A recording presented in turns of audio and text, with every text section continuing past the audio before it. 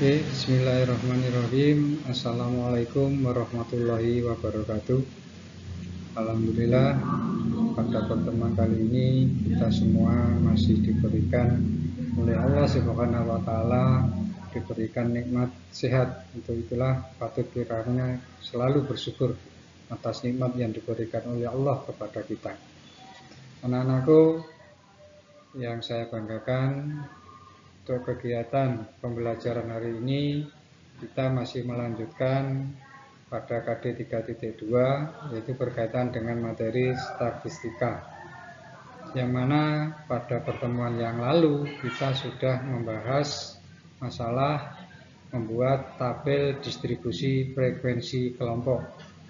Sebelum kita membahas lebih jauh mengenai materi hari ini, mari kita simak, kita perhatikan matematika dalam kehidupan sehari-hari.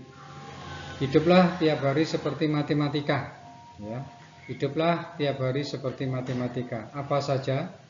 Mengalihkan kegembiraan. Nah, kalau kita kalikan berarti lebih banyak. Mengalihkan kegembiraan. Yang kedua, mengurangi kesedihan. Yang ketiga, menambah semangat. Ya, menambah semangat. Yang keempat adalah membagi kebahagiaan. Dan yang terakhir adalah menguadratkan kasih sayang antar sesama. Oke, anak-anakku, mari kita lanjutkan pertemuan hari ini, yaitu masalah histogram dan poligon frekuensi. Jadi apa yang sudah kita pelajari sebelumnya, yaitu membuat tabel distribusi frekuensi kelompok, itu bisa kita presentasikan, bisa kita sajikan dalam bentuk grafik. Grafiknya apa saja? Yang pertama yang dinamakan dengan histogram. Yang kedua yaitu yang kita namakan dengan poligon frekuensi. Dan yang ketiga yaitu yang kita namakan dengan ogif. Akan tetapi untuk pertemuan hari ini kita cukup membahas dua, yaitu histogram dan poligon frekuensi. Mari kita satu persatu kita pelajari. Yang pertama adalah histogram. Histogram itu apa? Yaitu penyajian distribusi frekuensi yang menggunakan diagram batang. Nah, ini menggunakan diagram batang. Diagram batang, jadi nanti histogram itu bentuknya hampir sama dengan diagram batang. Cuman di situ ada perbedaannya. Kalau pada histogram, yaitu dua batang yang kita susun, yang disusun secara berdampingan, artinya tidak ada jarak. Kalau kemarin pada diagram batang, itu antara batang yang kita susun itu ada jarak. Tetapi di dalam histogram, diagram batang yang kita susun itu secara berdampingan atau tidak ada jarak. Sehingga di situ ada perbedaan antara diagram batang dengan histogram. Untuk membuat histogram kita seperti biasanya membutuhkan dua sumbu, yaitu sumbu X dan sumbu Y. Untuk sumbu Y atau sumbu tegak itu menyatakan frekuensi. Sementara untuk sumbu X yang horizontal itu menyatakan tepi bawah dan tepi atas. Nah, makanya kita langsung ke pembuatan histogram. Setelah kalian membuat tabel distribusi frekuensi kelompok, nah, seperti ini, data yang kita butuhkan itu adalah frekuensi, ini yang kita butuhkan, frekuensi dan tepi bawah dan tepi atas. Itu data yang kita butuhkan untuk membuat tabel distribusi, membuat histogram, untuk membuat histogram. Kita lihat di sini pada sumbu Y ini adalah menyatakan frekuensi ya pada sumbu Y. Kita lihat intervalnya, hati-hati di sini. Frekuensinya 2, 4, 8, 10, 5, 1. Kita buat intervalnya yang skalanya 2. Tapi tidak harus skala 2, terserah kalian. Yang penting di sini frekuensinya, semua frekuensi di sini adalah tercakup di dalam sumbu Y. Kalau frekuensinya 2 berarti kalau kita buat skalanya 2 berarti tiap naik ini adalah skalanya 2. Naiknya 22. 2 2 2 sampai yang terakhir dan seterusnya kita buat skalanya 2. Kalau kita lihat di sini skala di sini antara 2 sampai 12, boleh kalian lanjutkan. Di sini sudah mencakup semua frekuensi. Berikutnya, sementara untuk yang sumbu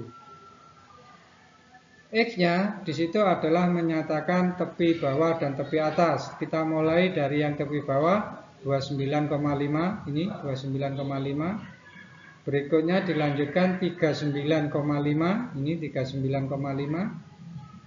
Kemudian dilanjutkan 49,5, ini 49,5, 49,5 dan seterusnya sampai yang terakhir yaitu 89,5.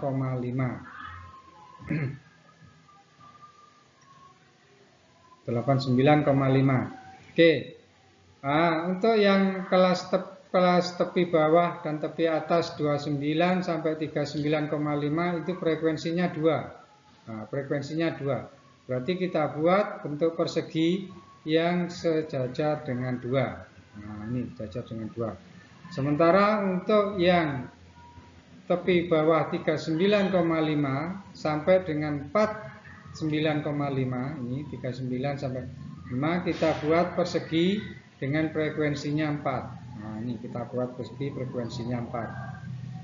Sementara berikutnya dan seterusnya sampai 49 sampai dengan 59,5. 49 sampai 59,5 kita buat frekuensinya sejajar dengan 8 karena frekuensinya 8. Nah, berikutnya 59,5 sampai 69,5 frekuensinya 10. Nah, berarti kita buat persegi yang sejajar dengan frekuensinya 10 dan seterusnya sampai terakhir. Inilah yang dinamakan dengan histogram.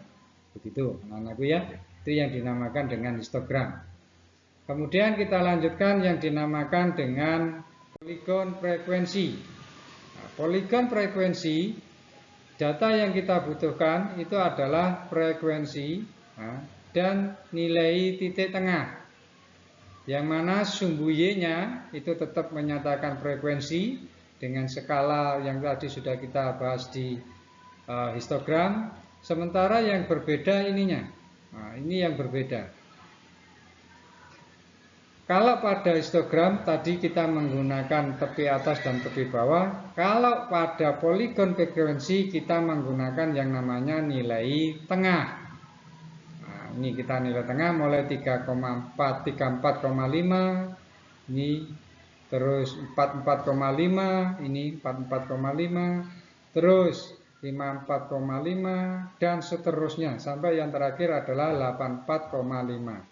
Caranya cukup menghubungkan antara titik tengah dengan frekuensi. 3,4, 34,5 kita hubungkan dengan 2 ya, kita pasangkan dengan 2 ini. Di yang berwarna merah ya, yang berwarna merah titiknya yang berwarna merah.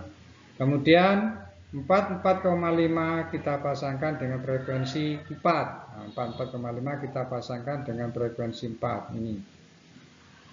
Terus 54,5 kita pasangkan dengan frekuensi 8 ini. Kita frekuensikan 8 ini. Nah, kita pasangkan dengan ini.